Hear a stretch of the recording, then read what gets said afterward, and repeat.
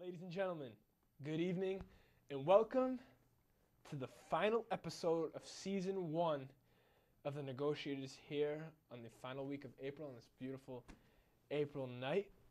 Well, raining we outside. got a Right? lot. Well, April showers. That's how I bring feel May about last flowers. night. Yeah.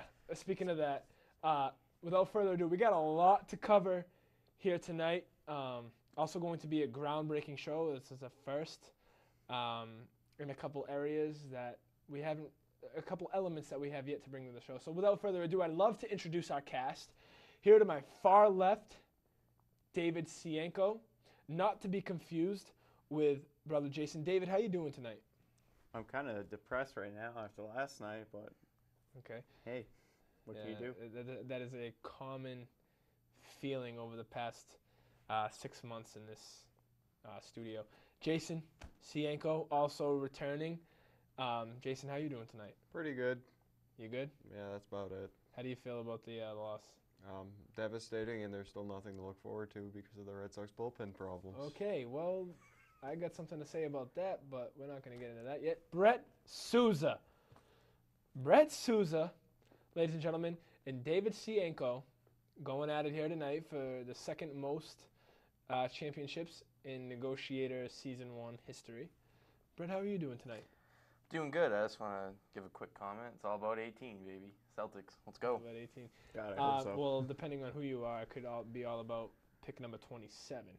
But without further ado, we are going to get to the latest breaking important news, and that is the Boston Kyle Bruins. Crawford. Need I say more? Need I say more than just those two words together? The Boston Bruins. David, we're going to start with you. You know, an avid Bruins fan. How could they lose? How did they lose? Why did they lose? Washington wanted more. That's the common thread there. Washington played the game. They came up with the game plan. We're not going to let the Boston Bruins bully us around, beat us up, and come down into our end and score. So basically what they did was they took their entire team and played the defensive zone for most of the time and took their offensive chances as they came. They got a break. Benoit Pouliot basically tried to blast into in their own zone and hits Washington Capitals for a 2-on-1 break going to Washington. Thomas makes an initial save, but no one's there to stop the other guy. And next thing you know, it's in the back of the net. And hey, it is what it is, I guess. I mean, looking at it after the run last year, it's not as devastating as it would have been if it was, say, this time last year and this happened. I mean, if that happened right now, we would be saying, hey, Claude's gone, half the team's going to be gone, Chiarelli's gone. This team could be totally different. So it's not as hurtful as it was if they didn't win last year, but it does hurt. Now, that being said, I'm not going to say this is a bad thing for the team itself because now they get the entire summer to get Well, now that's a good point prepped. because if you think about it, coming into this season, one of the things going for this team was that they essentially had that championship roster pretty much all coming back. So like you touched upon, Jason, I want you to continue this. I mean, what does this mean for the future of the Bruins? Now, last year, like I said, we looked at it as a bright future. Does it still hold that bright at this moment in time? Yeah, because your core is basically going to stay intact. You're still going to have Bergeron, Sagan, Lucic, Krejci. The only people that right now that are up in the air is your entire third line with Kelly, Pouliot, and Ralston. You know Ralston's gone. He's older. It's the end of his deal. Kelly, you'd like to see back, but I think he may have played his way out of an affordable contract to work within the Bruins system. Right. And then Pouliot's restricted. Whether or not they want to retain him or not, still up in the air. They do have some young talent in the junior system. They haven't. They're so young they haven't even reached the minor league system yet. But Ryan Spooner and Jarrett Knight are going, from what I've seen them play so far, are going to be very, very good NHL players. Ryan Spooner's a smaller guy. He's about 5'11", but he has a really, really good shot. Yeah. The way I look at him is if he really, really develops well, he could be a poor man's Martin St. Louis. Wow. Really good shot, really good vision. Jared Knight is a bigger body. He may not have the elite skills, but he can be a very serviceable player for this team. if you look at it as if they don't sign anyone else, they can slot into the system. The big question right now is what do you do with Tim Thomas? Well, that's the question that I want to bring up right now. We see Tuukka Rask go down and all this, and obviously Tim Thomas isn't getting any younger. The core of the team may be there next year, several years to come for that matter. But are they moving forward in a good direction with Tim Thomas? I think you may have seen Tim Thomas skate off the ice as a Bruin for the last time last night. Really? To be completely honest with you. Tuukka Rask is in the top 5 ranked players for players under the age of 25 years old in the NHL. They have a future with Rask, and I think at this time with what happened yesterday, I think it's time to make that step forward to Rask. I think the time has come where Tim Thomas has played, and he's played well for you. He gave you that great run, historic run last year, and I think it's time for him to go while the time is right.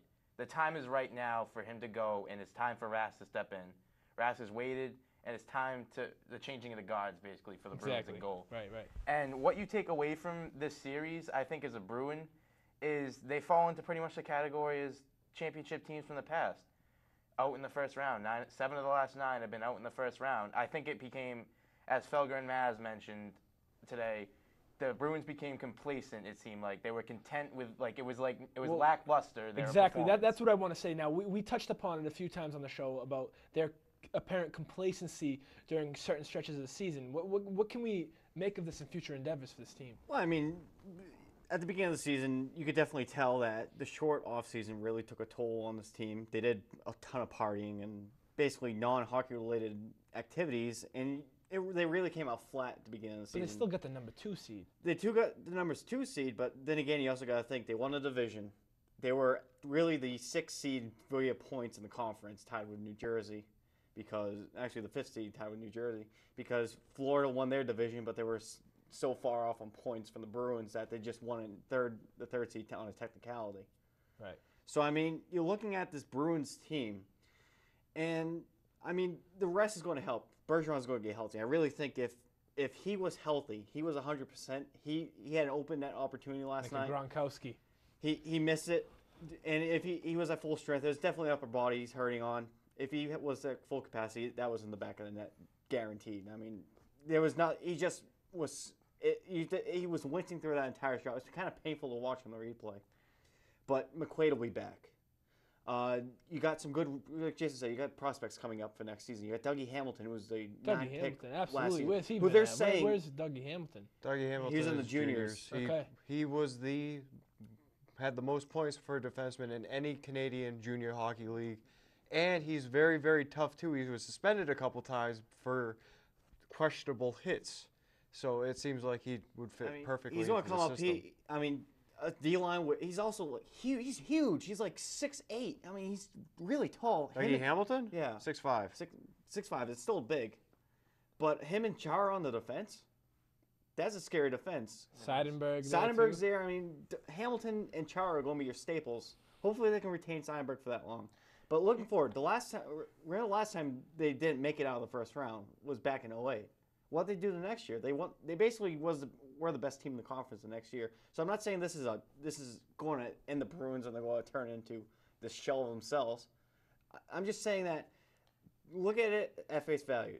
This hopefully will build that burning desire that they had last year in the past couple of years to go on and do better. You can talk about the injuries all you want being the factor. In whether they would have got it. It's about what makes great teams great. Bergeron had the chance, but I think last year's struggle with the power plays in the playoffs finally came to a head in yesterday's game with 2 minutes and 30 seconds to go, when the Bruins had a power play at the end of the third period. It shouldn't have been a power play. It shouldn't have been, but it was. And they couldn't score, and their power play troubles were basically capped from the last 2 years in the playoffs, were basically capped off last night in the third period when they had a chance to win the game basically outright with only 30 seconds remaining at the power play. Ladies and gentlemen, before we continue here, I'd like to make a note of the fact that it's a somber mood. No question about it. But the question I have, going into the series now, mind you, we'll let you get to your point, but going into the series, they're coming in against a number 7 seed team with essentially a You gotta- rookie. You a got rookie. to give That's a also goal. what you Yeah, take you away gotta from this watch him series is credit. you got to give Holtby a lot of credit. He stepped up for his team and he wanted to win. He matched Tim Thomas save for save throughout the entire series. He made a couple of huge stops for the Capitals on 2-on-1 breaks and things. He just came to play. He didn't get rattled. He didn't get shaken in Game 7. You got to tip your hat to him and be like, the kid had an incredible series. Could he keep it up? That's to be determined. But the kid played his heart out and he played well. He did. He won the He won it for the Capitals. Peverly went to Yeah, go. you can hit see him with really the tell stickies. the Didn't guy's flinch. character Didn't when he flinch. didn't flinch. In the beginning of the series, they said, "Oh, he might be nervous. He's a rookie goaltender. He's never been in this situation before." There's reports that during a TV timeout, music was playing. He's out in the crease and he's dancing to the music on the ice.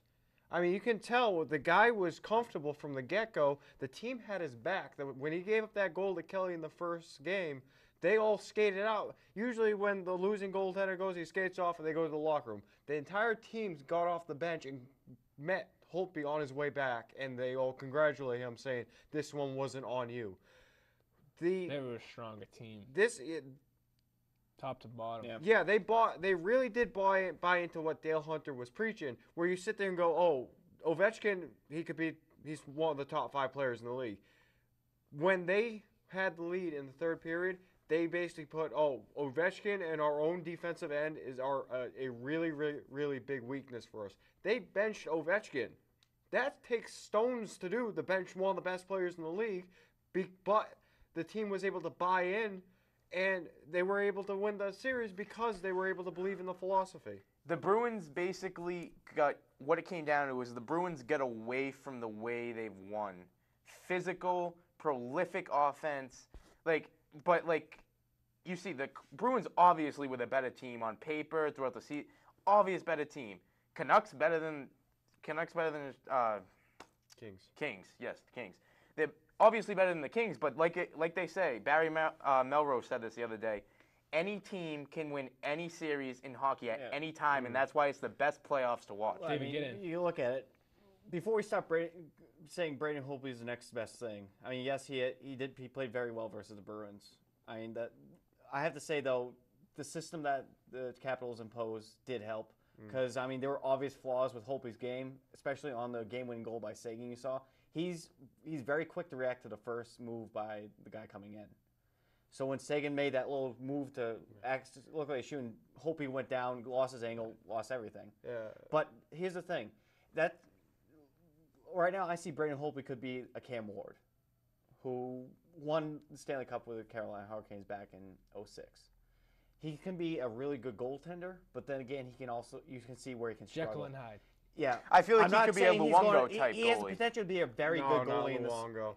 No. Completely two different things. No, Luongo Luongo- is full of it's almost fake self-confidence in himself. He actually just requested a trade out of Vancouver. Then Really? you can't trade Luongo just because of his contract. He's 7 years left at $10 million cap. No, I rechecked it. It's a little bit more manageable than what I originally thought it was. It's about an average of 5.5 to 6 million for the rest of his contract, and there's 6 years left with a couple of options at the end. I've heard Toronto has been interested. I heard Florida has been interested. Good, go to Toronto. But Yeah, I'm just the Canucks saying, are going on a tangent. The Canucks are in trouble. But one thing I do have to say, Braden Holtby, some of the numbers were he made the saves, but when the rebounds were there was defensemen ready to sweep up the rebounds, not allowing the Bruins to penetrate and get close to it.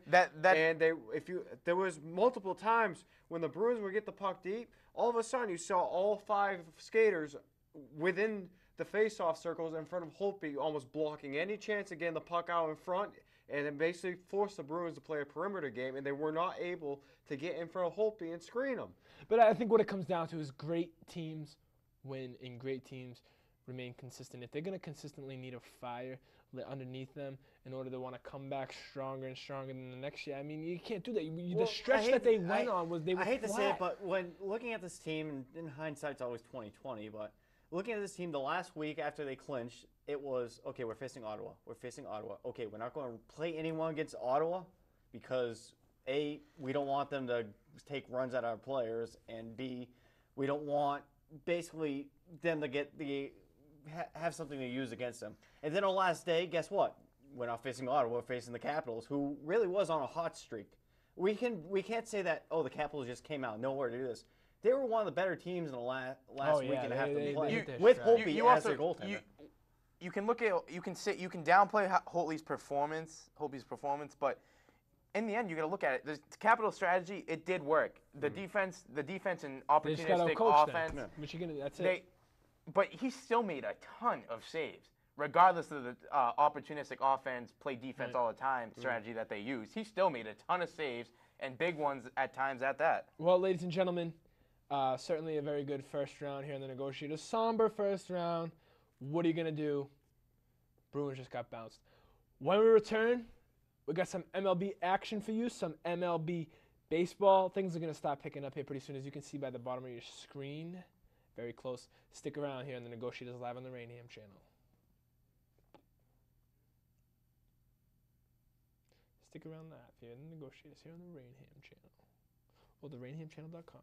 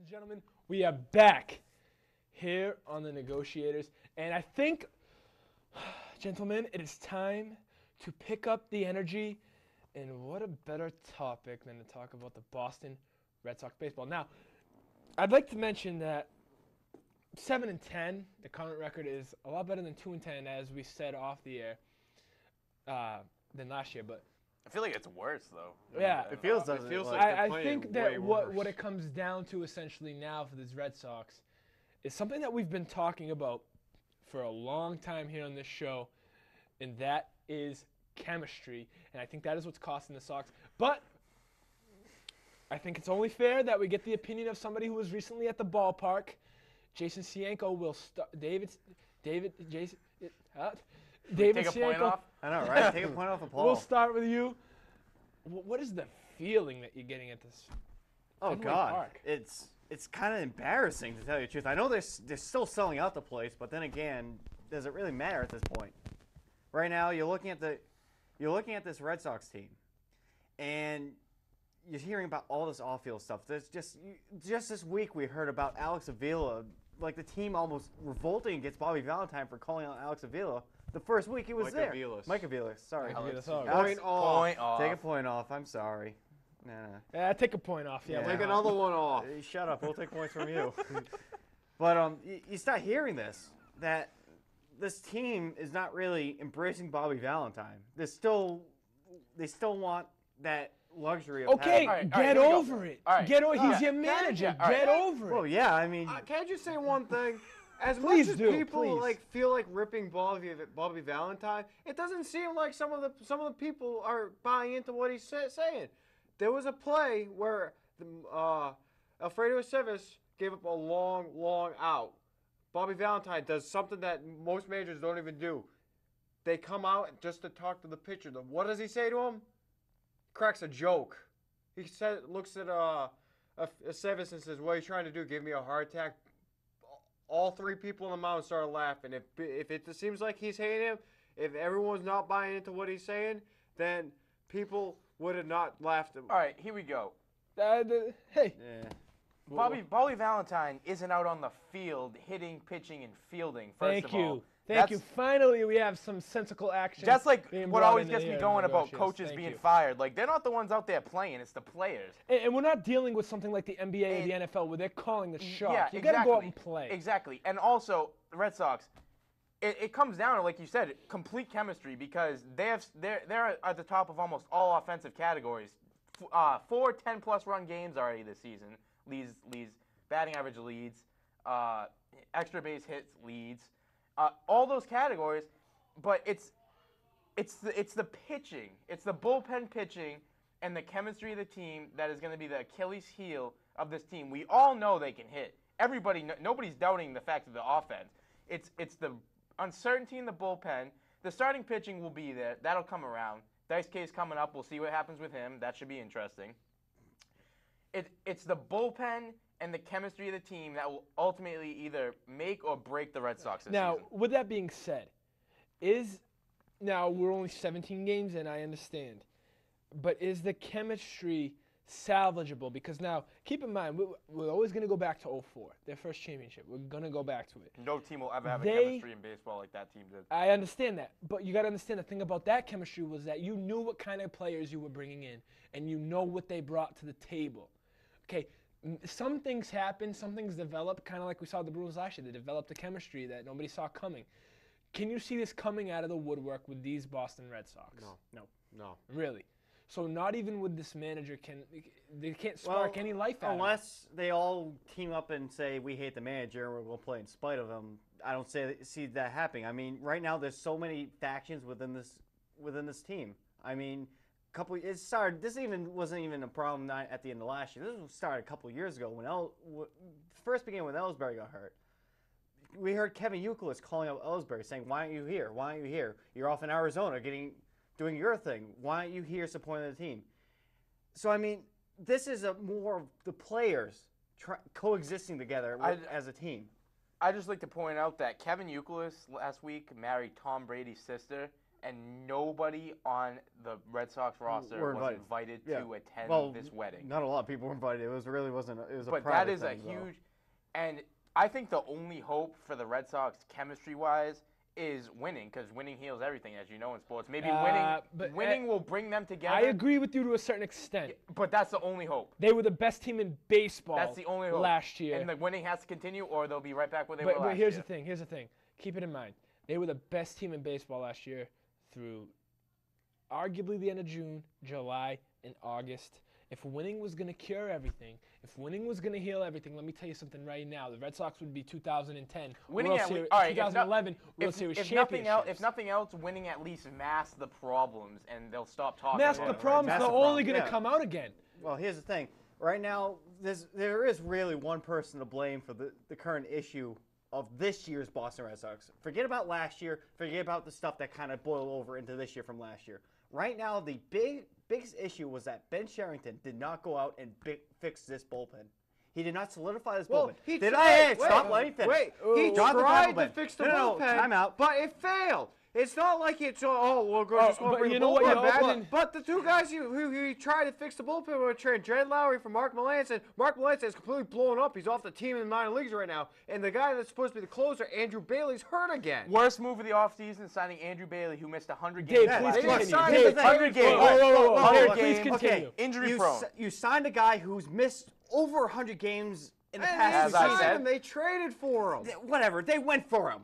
You're talking semantics now. Now, here's the next thing. Mark Melancon, hey, I was a closer for the Houston Astros. Okay. I accomplished nothing. I played in Houston, which is really not the biggest, most pressure-packed place like playing at Fenway Park. And Let's we're face really it. starting to get a feel of what that pressure cooker of I would- Boston it really is. Well, I mean, you essentially, basically- we're the looking biggest in here. problem right now is that the players are playing. It seems like they're playing for themselves. They're not doing anything. When Daniel Bard had his start skipped and went, oh, "Can you go to the bullpen?" He sat there and went, "Well, I'll go to the bullpen," and he made his own conditions. Where do you see a player make? Oh, I'll go, sad. It's but sad. you can't pitch The me problems back are to so back. bad in the bullpen It's that you can't. No lead is safe, and I know everybody here feels that way. No lead is safe, and the offense, the best offense in the American League, can't do enough to keep a lead safe. It seems you score 10 runs, Okay. it's not enough. Exactly. Well, ladies and gentlemen, unfortunately, we're gonna have to cut it off there. We're gonna bring it back to these Boston Red Sox because there's just too much to discuss at this point. But for the first time ever, we are going to go to a promotional break. We have our first ever affiliate here on the Raynham channel, Simpson Spring Soda, now sponsoring the Raynham channel.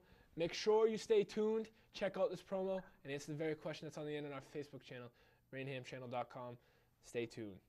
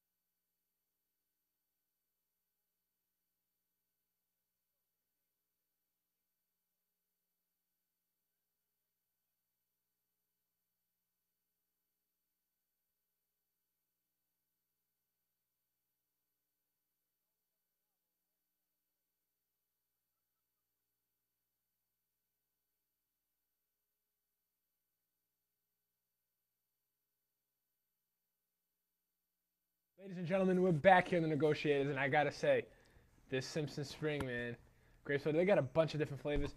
Ginger ale, sarsaparilla, lemon lime, grape soda. And as you can see, I haven't been able to stop drinking it since we went to break.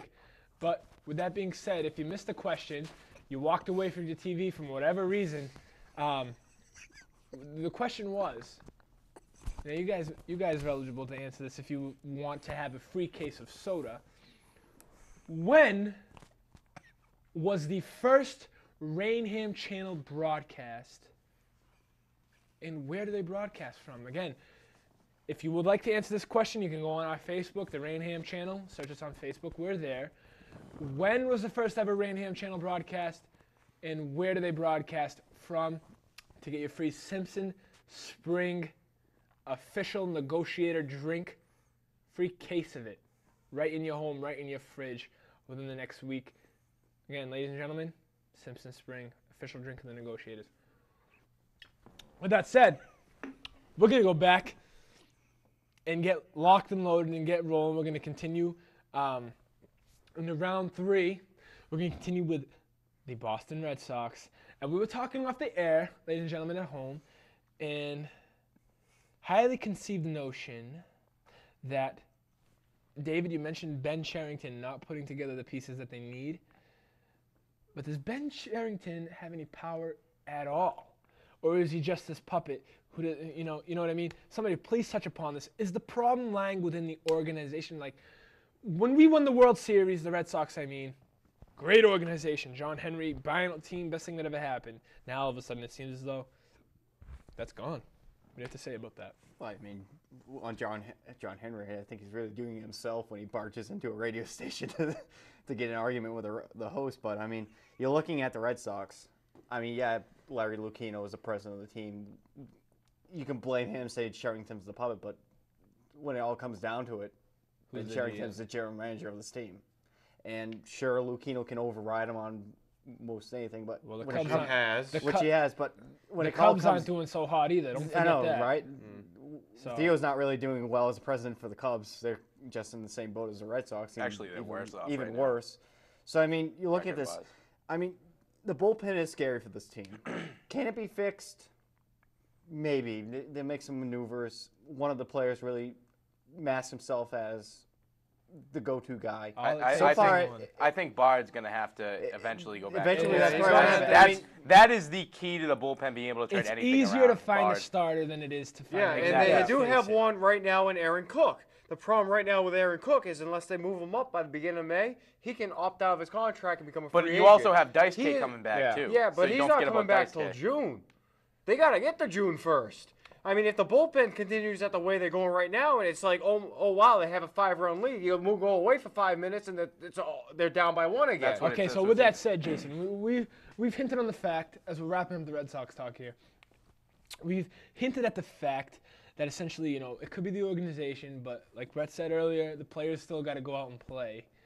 You got to think about it. What is the atmosphere like in a stadium at Fenway Park? What is the atmosphere? It seems as though we're not as you just feel like it's sour, and the Red Sox are happy But to be on do the the road. Red Sox fans, That's how sour I'm calling it is. out the Red Sox fans right here on the Negotiators.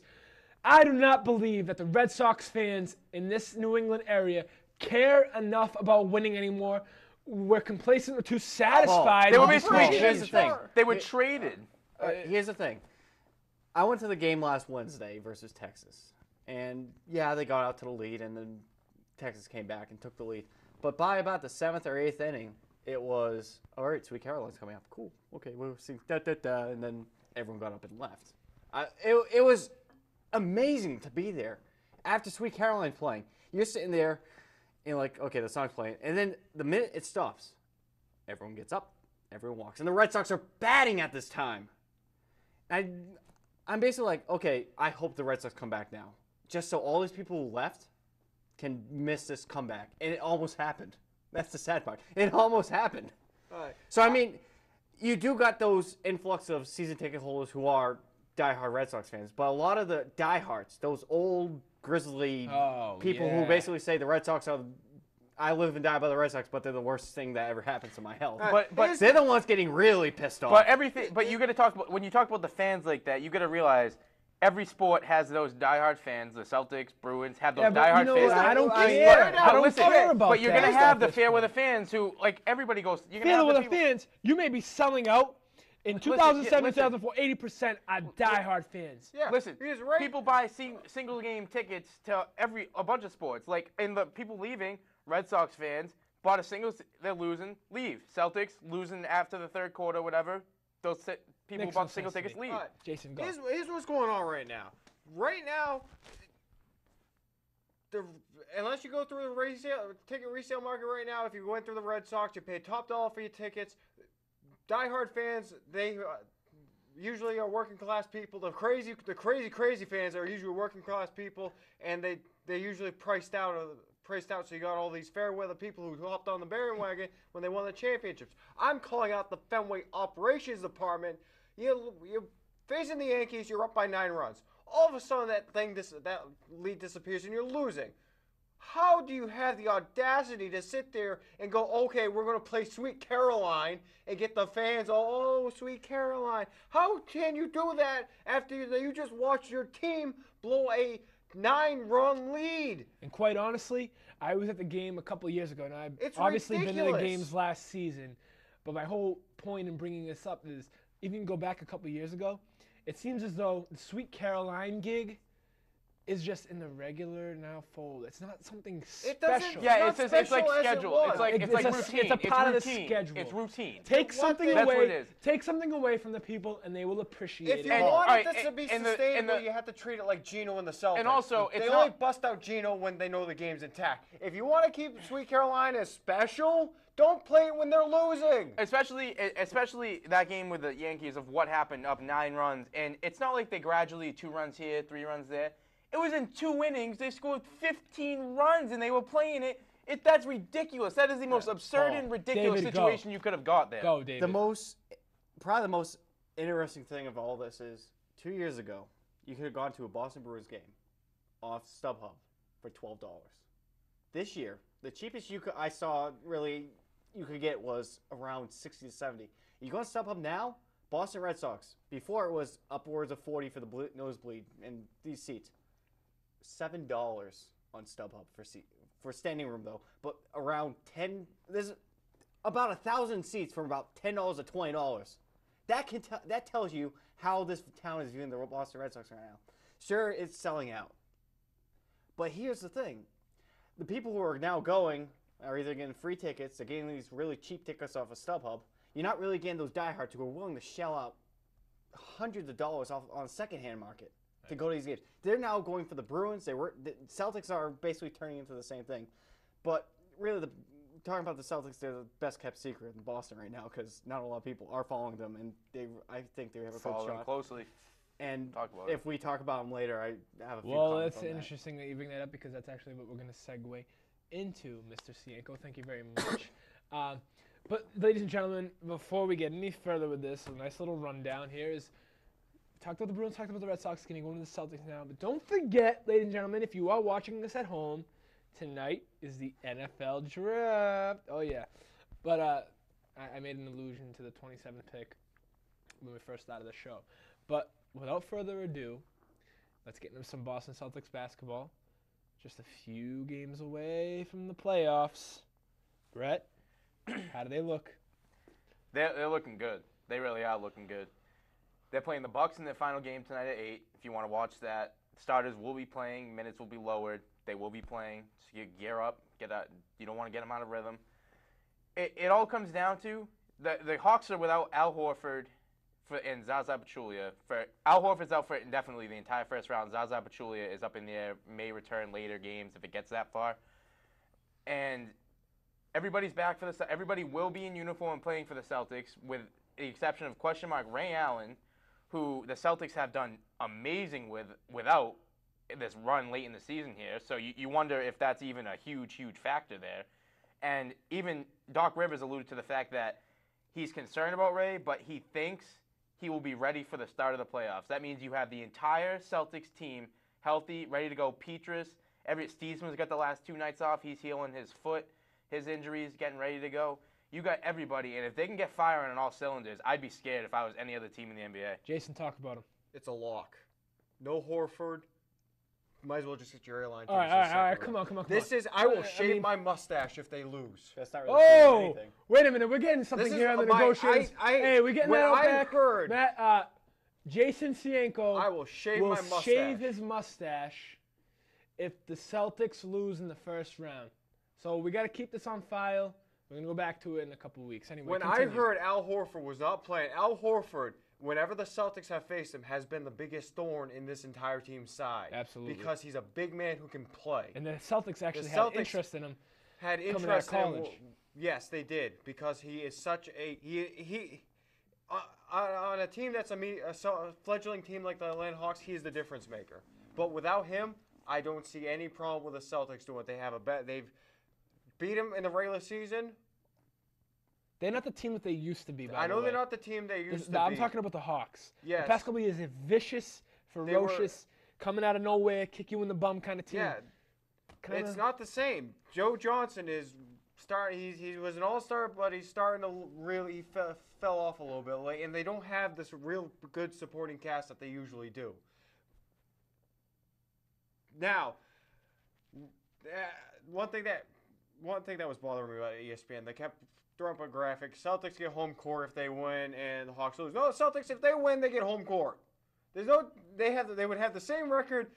They have the tiebreakers by the course of the division and the regular season record. All right, well, David, let's get in here. Here's the thing. The Hawks are game up on the Celtics. You know that, right? That's good. I mean, Celtics out of the division. No, it doesn't matter. The NBA Celtics. No, here's the thing. The NBA changed their rules around saying that in the first round, home court goes to the team with the best record, no matter what. That's why the NBA is screwed up. I didn't understand this for the first doesn't couple make things. any Why are sense. they talking about this? The Celtics are the 4th seed. They want to be guaranteed a home court. No, apparently not. But here's the thing: they're facing Atlanta. I don't think anyone in Atlanta cares about sports, to tell you the truth. This might turn, even if they don't have home court advantage, this still might turn into a home game for the Celtics. But Yeah, I mean, you got to think. look, you got to That look comment at that you the made- Hawks at the other night. But that comment that Jason made got me a little bit uncomfortable because you look at the Bruins, we're thinking, all right, yeah, we're going against Two different I was situations. nervous. I was Situation. nervous when the Capitals were facing the Bruins because that was a bad matchup for the Bruins. This is not a bad matchup for the Celtics. This is a perfect matchup for This the really Celtics. is. And you look the other night. This is what I'm going to bring. This is a huge point right here. The Celtics played all reserves the other night against the Hawks, and the Hawks played all their players that they would play in the playoffs. Normal amount of time, everything, all that. And the Celtics reserves, people like Greg Stiesma, Marquise Daniels, Sasha, all those, they came out and played the Hawks till the last minutes of the game and lost by 5 points. And they can hold a game to 5 points without Kevin Garnett, Paul Pierce, Ray Allen. You are sitting pretty But there as shouldn't far as they I'm be concerned. able to do that? I mean, we've had a lot of talk about them moving on from one, if not two members of the Big Three. Shouldn't they be expected to do something like that? I mean, all I'm asking is, does this team still, I know the regular season is a grind, but when it comes down to it in the playoffs, it's about who's going to push harder for longer. Do the Celtics have what it takes to push harder for longer? They definitely do have the motivation because this could be the last hurrah for the Big Three. Because you don't know if Garnett's coming All back. the motivation is great, but if you don't have the legs to take it there, I mean, how are you going to do That's it? the beauty of this. They've been able to rest their players. The last couple of years, usually they have to force their way because they haven't been locked into a seed. But now they've been able to rest their players and will be able to give them one. Because once you get into the playoffs and you're not playing back-to-back nights all the time, you can get that rest that the older players need, and the experience will take them a long way. And you got to look at the Celtics bench has been the question mark all year for them. And if Ray Allen comes back and plays healthy and 100% for them in the playoffs, they played well without a bench. And with now a prolific scorer off the bench, that problem's pretty much solved. So you got a strong starting core and a strong bench coming in defensively with that great offensive weapon in Ray Allen. You got to give them a nod here against the Hawks. Definitely the Hawks in 4 games, I'd say no less than that. Probably I hate to 3 play if it could Monday be. morning quarterback, but as good as the Celtics are playing right now, just imagine how they would be if Wilcox was still healthy and they had a Green for a year. That bench would have been That bench would have probably beat the Charlotte Bobcats any day of the week. But Okay. that's our daily. David, do you have shot at the any Bobcats. opinions on these 2012 Boston Celtics? Oh yeah, I mean, okay, let's look at it this way. The Celtics are a veterans team. What happened the last time we had a lockout in the NBA? A veteran team, the San Antonio Spurs, won the championship. So that's a good thing for the Celtics. You're giving to us look a at. lot of hope here, David. I mean, don't break the hearts at home. Well, I mean, you look at it, they should beat the Hawks. I mean, unless Joe Johnson goes Carmelo Anthony on us and the Celtics. Even then, I don't think. Well, it's here's the enough. thing: the Celtics. Even then, the it's not biggest, enough. The biggest knock against the Celtics this entire season was that they don't score enough points. And if they're scoring 80 points a game, and that's a very nervous range for me. I mean, although their defense is really good, 80 points a game may not cut it. I mean, you could play the greatest defense in the world, but if you're cold on the other end, you're not going to be scoring any points. But You're not gonna be defense, good. the But defense here's leads the to thing. offense Here's for the the thing. Celtics. The way That's it's setting the thing. up, is that you're going to face Atlanta in the first round. Obviously, that's starting Sunday. Whether it's here or Atlanta, you should beat them. Then most likely you're going to be facing the Bulls, because I don't see Orlando beating Indiana. And I'd just like to say, this is a dream scenario for the Celtics. 'Cause Oh we no, were not talking- really. We're facing But we're facing the they're going Bulls. to face the Bulls You don't for want my to. fair. The But here's Bulls. the thing. We were looking at a 7th, potentially 8th seed, and I remember. But you Brett got to look talking at it this Oh, way no, too. The Celtics no. would About be the about a Bulls. 6 seed without No, the no. division. Yeah, well, Now- without here's the division. here's the now, thing. I mean, come on. I Back mean, in the day, no. a couple months ago, we can bring back the tape. And Well, no, we'll see. I We were remember looking at a being here, 7th me seed. and Brett going, okay, Philly's gone off to this great thing, but we've seen this before. We've seen them basically fall And they apart. did what And they they- did. I don't. exactly we had what I no. thought they would do. When They did Jeremy good Lin, as oh my far as I God, said, the New but- York Knicks. That didn't happen. He got injured. I mean, Carmelo's basically their only player right now. Just a shot. What I have to mention though about the Eastern Conference right now is the Pacers have quietly won over 40 games, and we're battling with the Heat behind 2 or 3 games Yeah, behind the I Heat mean, for second place there for a the while. Pacers scare The me. Pacers have the They have Celtics a when they played the good Pacers the team. last game. They did don't look have good. someone that sits there and goes, "Oh, this guy can individually beat me on Danny a given Granger. night." Exactly, but They you have can't a ignore good 42 wins. team. You can't do it. No. They quietly You did that, can't- and you got to look at it like, wow, they were right up there with the Heat all season quietly. Nobody ever talked about the But the Pacers, but but they're scared. You Well, got you the can't thing count with the them out in the Pacers, though, playoffs. is that going up against the top 4 teams in this conference, the Pacers had a losing record.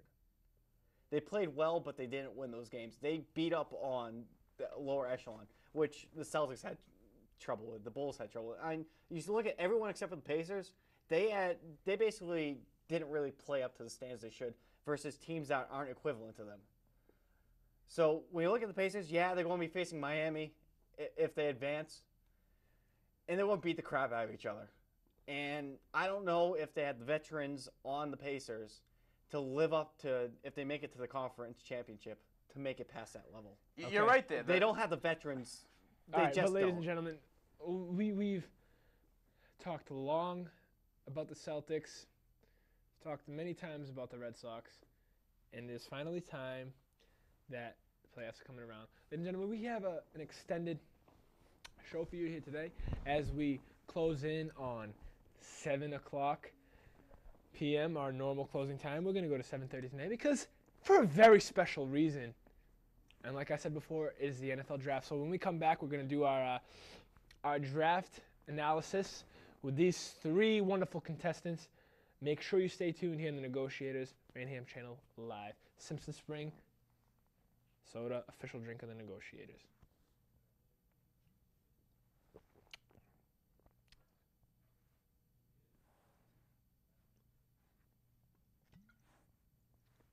What's good with the scoring?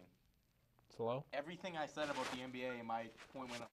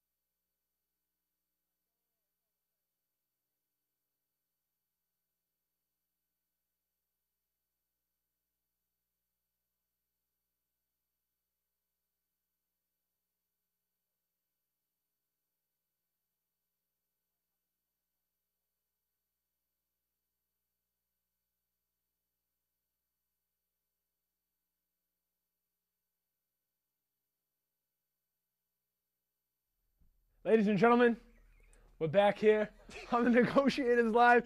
As you can see, we're ready to do some NFL draft coverage. We're ready to go.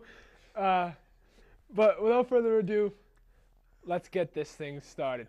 We're going to bring it to our panel of hosts, see what they think on each individual pick of the draft, see how their upcoming predictions pretty much go. So with that being said, Brett, we're going to start with you. Picks 1 and 2, picks 1 and 1A, I should say, hotly debated. What are you thinking about the Colts and Washington Redskins?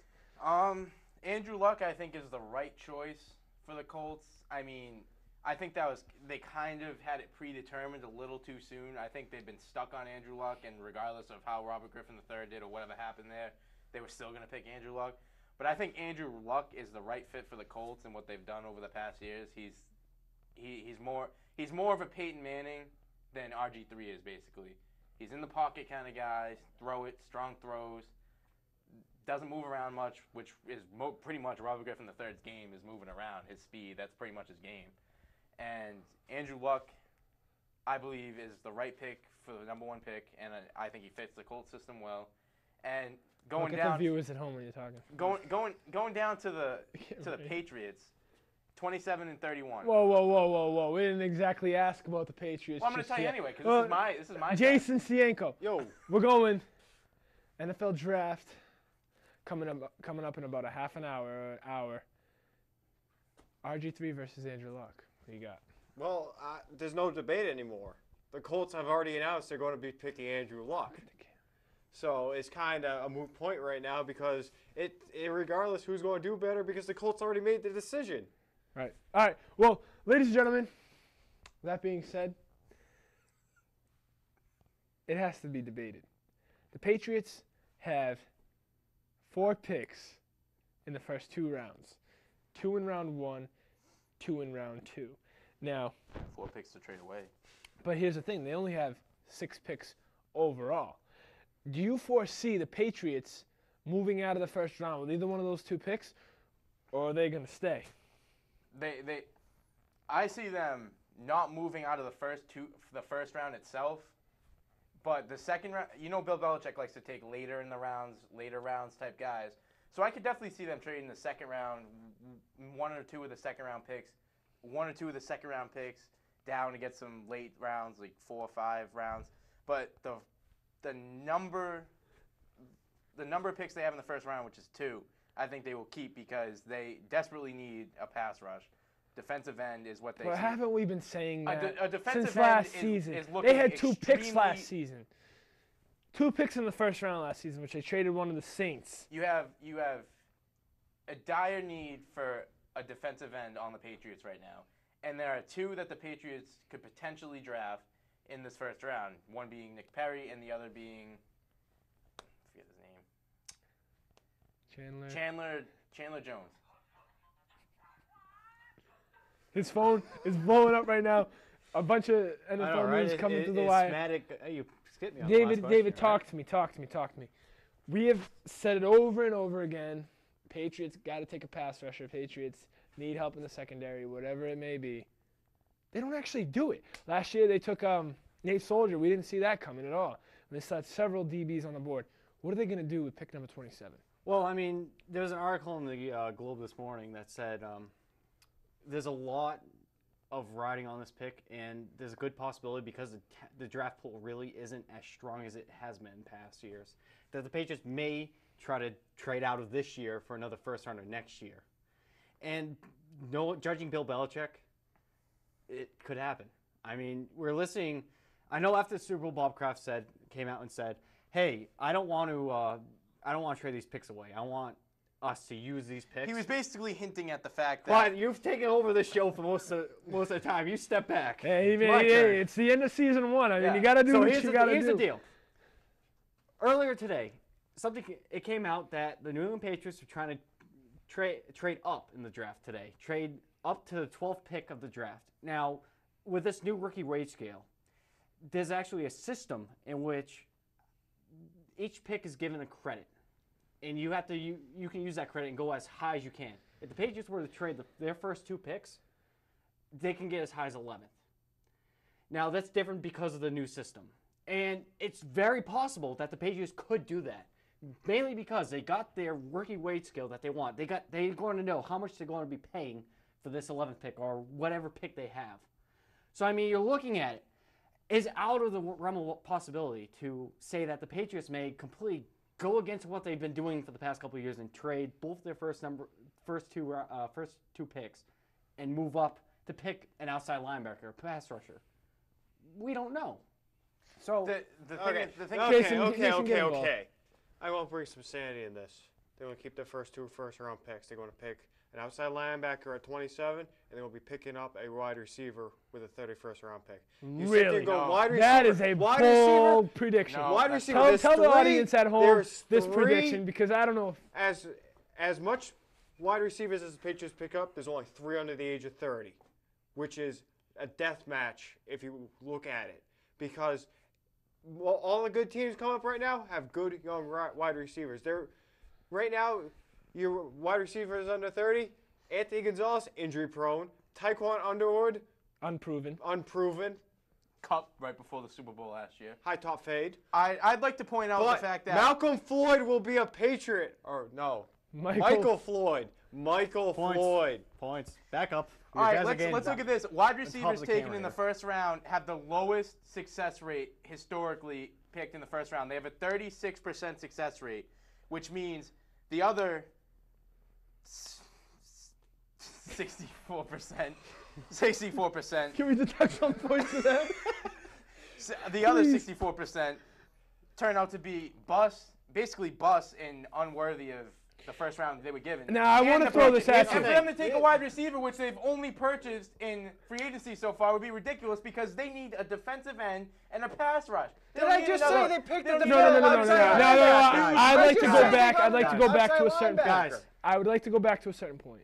We mentioned earlier that Dale Hunter and the Capitals and Holtby were able to survive because they had a system in place. Okay? Now, I think that the whole reason why Bill Belichick has been holding off on drafting these defensive ends is because he's got a system in place. Because he trades away all You the picks. got to be able to play the system. You're not just going to have somebody that's going to speed rush off the edge and go do his thing. That's not what it's about. That's why Brandon Merriweather got cut. Too much freestyling out there. That's not how it's going to work. What do you guys think Well, clearly, about more offensive line help? I think that's a perfect. David. He could pick an offensive lineman with one of these picks. And the major thing is that's because Matt Light is retiring. that's still up in the air anyway. He's been placed on the the reserve injured list for reserve list? retirement. The paper- For reserve list for retirement. The So he's paperwork's in retiring. the office. Matt Light is retiring. They're going to try to build some depth on the offensive line. for Whatever that. Bill Belichick's scheme is defensively, like you just alluded to, Paul, it must be working really well for them with a 30th ranked defense. They got to in the Super NFL. Bowl. They got to the Super Yeah, Bowl. but Isn't that's just it- because of the prolific offense that they don't need another high-risk receiver for. They need defense, and they need it now. They don't need a high-risk wide receiver. They need defense, and they need it now. All I have to say is, how many defensive players does Bill Belichick draft? You sit there and look at all the defensive backs. How many people actually started their first year? Exactly. Now, you He got to factor grooms that in. defensive players. It's not going to be an immediate effect. If you want an immediate effect, he's going to get him through free Well, that's the agency. whole thing. However, I can say this without a doubt, he's going to do something that no one's going to expect. He's done it the past few years, drafting Nate Solder, drafting Devin McCourty over the past year. How many people went, oh, they're going to draft that guy? He's going to No trade one. the first 2 picks for seven seventh rounders. All right, so another option that could come into play here is you bring up the whole defensive back situation. And the thing about the defense is we talked about it with Josh McDaniels coming into this team. Ocho Cinco could not pick up this offense. Call him Johnson now. He's changing it back. Excellent. I love it. Chad Ochocinco. It's still Ochocinco, though. It's still Ochocinco. Ochocinco having a tough time walking in and picking up the offense. Now, you got to think this defense is going to be about the same wonder way. why. Bill Belichick mastermind. They're not going to pick up rookies that don't exactly fit the mold mentally. That's where all these, Katanis are coming from. All these guys that are just getting plugged in is because they know how to use their head as opposed to just raw physical talent. But another statistic I looked at is the Patriots You don't always have, get that in the first the round. Patriots have the highest success rate when drafting. As you see, Soldier, McCourty, all those guys. So why What about not? guys like Will Height? Why not take a guy Butler. like why not? Wheatley. why not take Really? a defensive end? Jackson.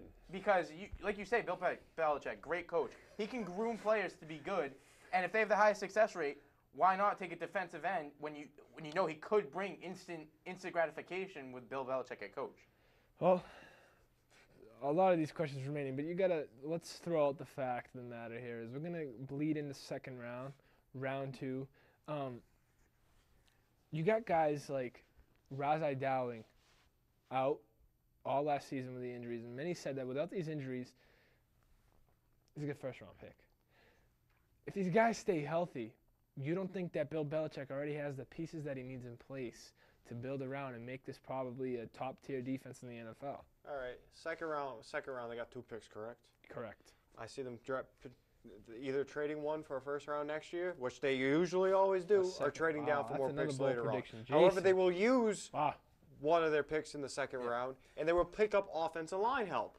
I don't see them wasting a full first round pick on someone that will not go out there and play on the offensive line. When they picked up Solder, Matt Light was still up in the air. They did not know what he was going to do, so they picked him up to be that tackle replacement. And he ended up playing several spots on the line. I agree with the fact that they will draft offensive line with one of the second-round picks, and they will trade away one of those second-round picks for a couple of picks later in the draft.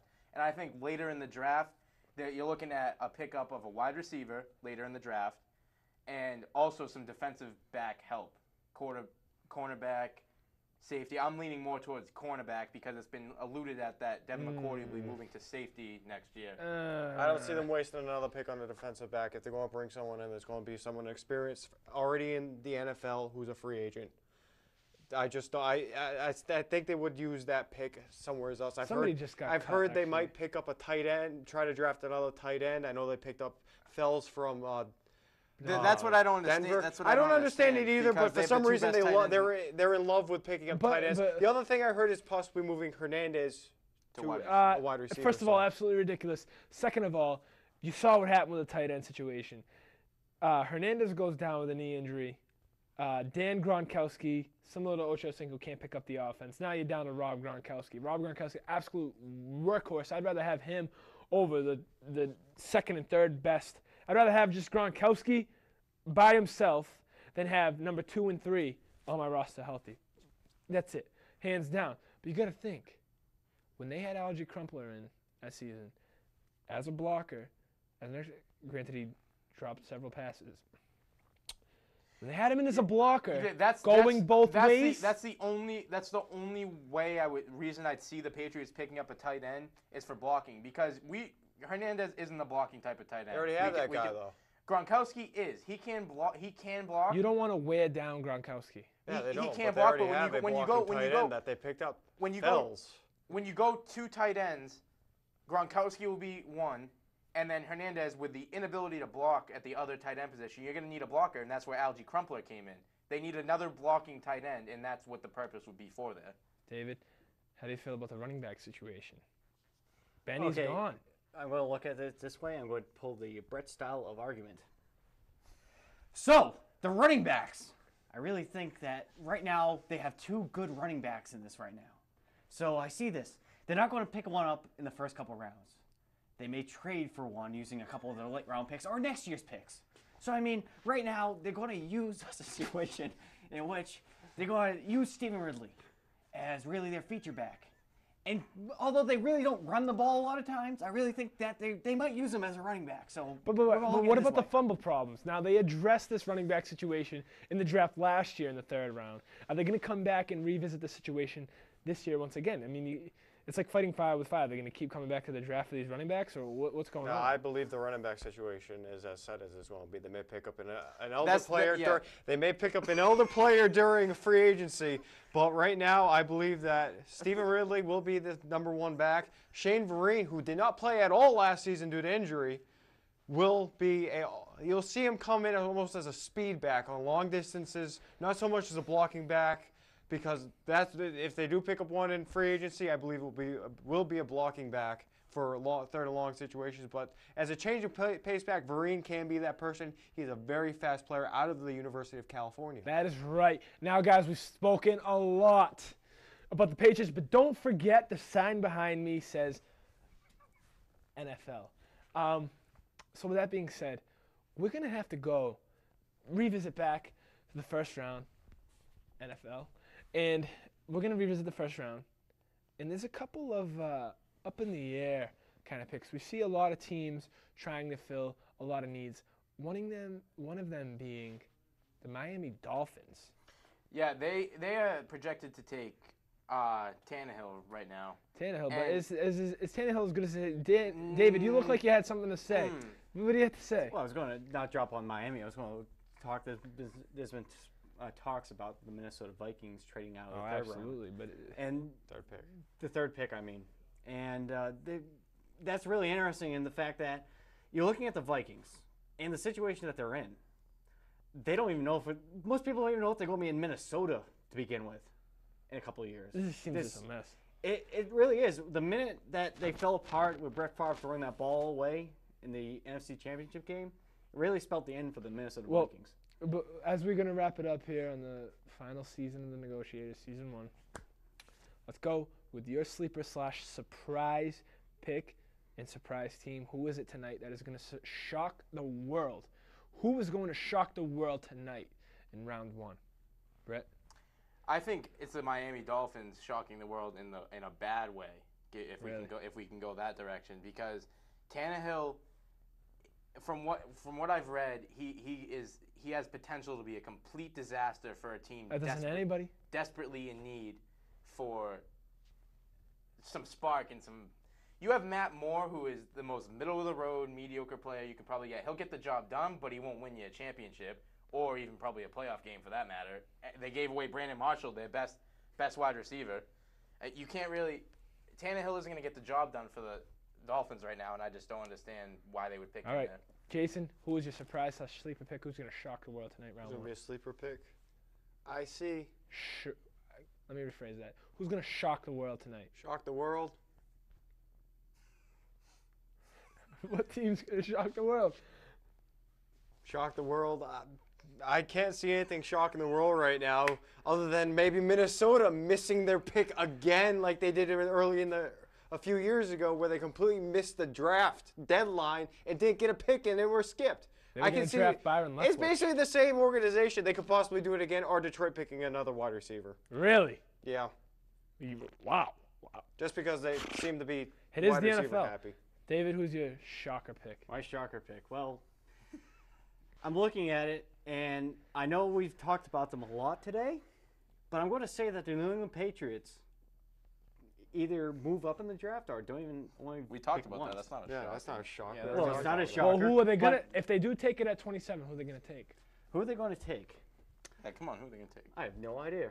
And that's not really because I've not paid attention to this thing.